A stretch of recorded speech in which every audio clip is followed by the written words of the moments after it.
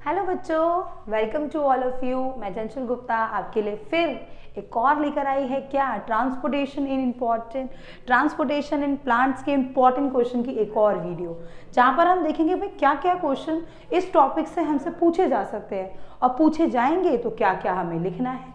और एक इम्पॉर्टेंट बात हमारे बच्चों के लिए जो कि मैम आपको बताने वाली है क्या कि बेटा हमारे जो प्लेटफॉर्म में, हमारे चैनल पे आपको हर सब्जेक्ट की हर चीज़ अवेलेबल मिलती है। One shot, mind maps, important question, everything. बस आपको हमारे आइकन पे क्लिक करना है, पूरी प्लेलिस्ट आपके सामने है एंड उस पे जाके आप देख सकते हैं, अपनी स्टडीज़ को बूस्ट कर सकते हैं।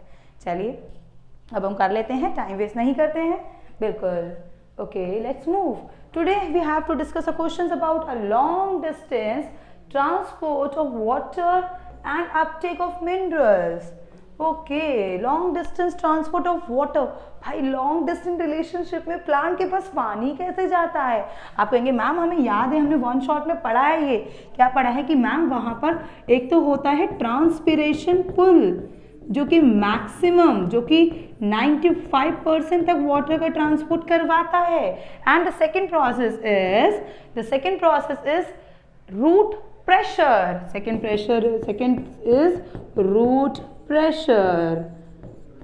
बिल्कुल, ये दो तरीके से होता है। तो इनके ऊपर के क्वेश्चंस कैसे आ सकते हैं, कैसे परफॉर्म करना है, अब हम ये देखेंगे। चलिए okay, here is the first question. The question says that mass flow hypothesis is related to which process.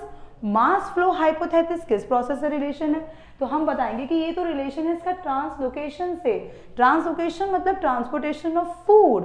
हम वाटर की बात करें पर फूड का भी तो ट्रांसपोर्टेशन होता है। तो मास flow hypothesis is nothing, it is a simple experiment which occur या which performed to transportation of food like a sucrose material। तो ट्रांसपोर्टेशन ऑफ सुक्रोज मटेरियल के लिए, ट्रांसपोर्टेशन ऑफ सुक्रोज मटेरियल के लिए बेटा जी जो प्रोसेस किया जाता है दैट प्रोसेस इज ट्रांसलोकेशन। और उसके लिए हम वर्ड यूज करते हैं मास फ्लो हाइपोथेसिस। बिल्कुल। Next, name the pathway, okay, by which water flow from root hair to the deeper layer of the root। भाई रूट में कैसे था, रूट हेयर। तो that process is known as apoplast. दो होते हैं एपोप्लास्ट एंड सिम्प्लास्ट। एपोप्लास्ट भाई हम लोगों ने ये लेयर्स 4 बॉक्सेस बनाते थे हम लोग, कहोगे मैम बिल्कुल, epidermis, cortex, endodermis. Ma'am pericycle का गायब हो गया? अरे हाँ बच्चों, your pericycle and then your xylem। अगर आप पीछे से छुप छुपा के आ रहे हैं, यहाँ पर कैस्पेरियन स्ट्रिप्स थी। This we have to learn in the one shot video, करा है, अच्छे से पढ़ा है हमने। ठीक है, यहाँ से पानी अगर जा रहा है छुप छुपा के तो ये था हमारा एपोप्लास्ट मूवमेंट ऑफ वाटर। और फिर अगर पानी बीच में से जा रहा है, भाई चौड़े होके जा रहा है, भाई कर लो जो करना है, मैंने तो कर दिया, चौड़े होके जा रहा है बीच में से और जाइलम तक पहुंच रहा है, जाइलम ऊपर पहुंचा रहा है बाद में, दैट प्रोसेस इज सिम्प्लास्ट। पर बेटा जी एक बात याद रखनी थी हमें कि एपोप्लास्ट का प्रोसेस एंडोडर्मिस के बाद नहीं हो सकता, क्योंकि यहाँ पर प्रेजेंट है ये कैस्पेरियन स्ट्रिप्स जो कि कहती हैं कि भाई हम तो नहीं जाने देंगे पानी को, क्योंकि ये सबराइज्ड होती हैं, ये सुबरिन की बनी हुई होती हैं।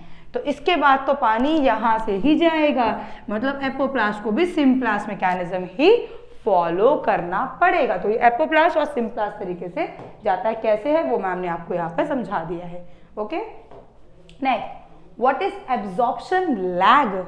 ओके मैम लैग वर्ड यहाँ भी, अरे बिल्कुल भाई, absorption lag is the shortfall of rate of water absorption over the rate of transpiration. मतलब जितना ट्रांसपिरेशन हो रहा है, अगर एब्जॉर्प्शन से थोड़ा सा कम हो जाता है, that process is known as absorption lag. It is due to the higher rate of transpiration. भाई अगर ट्रांसपिरेशन बहुत ज्यादा हो गया, बहुत ज्यादा गर्मी पड़ गई यार, ट्रांसपिरेशन बहुत ज्यादा हो गया, तो उस केस में एब्जॉर्प्शन थोड़ा सा स्लो डाउन हो जाता है and that process is known as absorption lag. That is known as absorption lag। okay, what does whittling occur? whittling कब होती है? whittling मतलब कि loss of leaves, ये ठीक है, या shielding of older leaf। पुरानी लीव्स का टूट के गिर जाना आमतौर पे रूट प्रेशर से होता है ये। विटलिंग अगर when loss of water bye evaporation, जब पानी बहुत ज्यादा इवापोरेट हो जाता है, बहुत ज्यादा बढ़ जाता है और रेट ऑफ अपटेक जो है रूट्स का वो कम हो जाता है, तो लीव्स की क्या शुरू हो जाती है, विटलिंग। Next one, name the theory propose by Dixon. Dixon ने कौन सी थ्योरी दी थी, एसेंट ऑफ सेप के लिए तो दी थी उन्होंने ट्रांसपिरेशन पुल की थ्योरी। पढ़ा है ना, पढ़ाया था अच्छे से ट्रांसपिरेशन पुल कैसे अप्लाइड होता है। तो कौन सी थ्योरी लगती है बेटा जी, ट्रांसपिरेशन पुल, ठीक है, transpiration pull theory. How does ascent of sap occur, ascent of sap होता कैसे है, तो बेटा ascent of sap occur through the tracheary element of the xylem. Xylem के अंदर जो ट्रैकियार्ड्स प्रेजेंट है वही करते हैं यहाँ पर क्या, वही करते हैं यहाँ पे एसेंट ऑफ सेप। सेप मतलब कि वाटर का movement. Why rate of transpiration increase with an increase in root shoot ratio? भाई रूट और शूट का रेशो अगर बढ़ जाता है तो रेट ऑफ ट्रांसपिरेशन भी बढ़ जाता है, पानी का लॉस ज्यादा होने लगता है। क्यों? The rate of transpiration increases with increase in root shoot. तो हम कह सकते हैं कि जो हमारा रेट ऑफ ट्रांसपिरेशन है वो डायरेक्टली प्रोपोर्शनल है rate of root shoot ratio. Root shoot ratio से डायरेक्टली प्रोपोर्शनल है। हमारे बच्चे कहेंगे मैम बिल्कुल सही है, because the greater availability of water more due to the extensive of the root system. भाई रूट सिस्टम अगर ज्यादा है तो ज्यादा पानी आ रहा है, ज्यादा पानी आएगा तो ट्रांसपिरेशन ज्यादा नहीं होगा क्या, बिल्कुल होगा। भाई पैसे ज्यादा आ रहे तो हम ज्यादा बर्बादी करेंगे ना, तो बिल्कुल बर्बादी करेंगे हम, ठीक है। चलो, represented diagram the apoplastic and symplastic pathway, वैसे मैम ने आपको करवा दिया है इससे पहले। आ गया your epidermis, your cortex, endodermis, casparian, ये आपकी कैस्पेरियन स्ट्रिप, जाइलम। ये हो रहा है एपोप्लास्टिक छुप छुपा के पर फिर यहाँ घुसना पड़ा, ये हो रहा है सिम्प्लास्टिक मूवमेंट, ठीक है बच्चों। Differentiate between apoplast and the symplast pathway, चलिए भाई कर देते हैं। चलिए, apoplast it is a pathway, ये पाथवे है किसका, वाटर का, which occur through the cell walls and intercellular space, जो बीच में से जगह बच गई वहां से होता है। It occurs through the connective protoplasm, भाई खुलेआम प्रोटोप्लाज्म से हो रहा है। The protoplasm of adjacent cells are connected by plasmodesmata, मतलब एक सेल ये रहा, दूसरा सेल ये रहा, आपस में दोनों कनेक्ट हैं इस बाउंड्री से, that is known as plasmodesmata. पढ़ा है ना, ये खिड़की प्लाज्मोडेस्माटा कहलाती है, इनसे कनेक्ट होता है। The apoplastic pathway is continuous and provide least resistance, भाई कम रेजिस्टेंस है, छुप छुपा के जा रहे तो कोई आपको देख नहीं रहा, कोई रोक नहीं रहा, पर इसमें बहुत रेजिस्टेंस है क्योंकि यहाँ पर मेटाबॉलिक एक्टिविटीज कंट्रोल कर देती है इसको। The symplastic pathway is slow because the cell membrane and their organelles, मतलब ये मेटाबॉलिक एक्टिविटीज पे निर्भर कर रहा है, ये मेटाबॉलिक एक्टिविटीज पर निर्भर कर रहा है, इस वजह से ये थोड़ा सा स्लो डाउन हो जाता है। Okay, what are the function of turgor pressure? Turgor pressure कब आता है? तो आप कहेंगे कि मैम टर्गर प्रेशर आता है हाइपोटोनिक कंडीशन में, जब सेल के अंदर वाटर क्या करता है, एंटर करता है। तो सिंपल कहें तो एंडोऑस्मोसिस की कंडीशन में। और सिग्निफिकेंस बताने की क्यों जरूरी है ये टर्गर प्रेशर, चलिए देख लेते हैं क्या दिया हुआ है। It keep the cell and the organelle stretch रखता है भाई, उनके अंदर कह सकते हैं उनके हाथ पैरों को चलाता रहता है। It provide support to a non woody tissue like a parenchymal tissue, उनको यहाँ पे स्ट्रेंथ प्रोवाइड करता है। Turgor pressure is essential for the cell enlargement during growth, जब ग्रोथ के समय सेल इनलार्ज होते हैं उसके लिए टर्गर प्रेशर जरूरी चाहिए। It keeps the leaf fully expand, भाई टर्गर प्रेशर होने की वजह से लीफ पूरी फैली रहती है, जिसकी वजह से ज्यादा ट्रांसपिरेशन हो सकता है और फोटोसिंथेसिस भी ज्यादा होता है।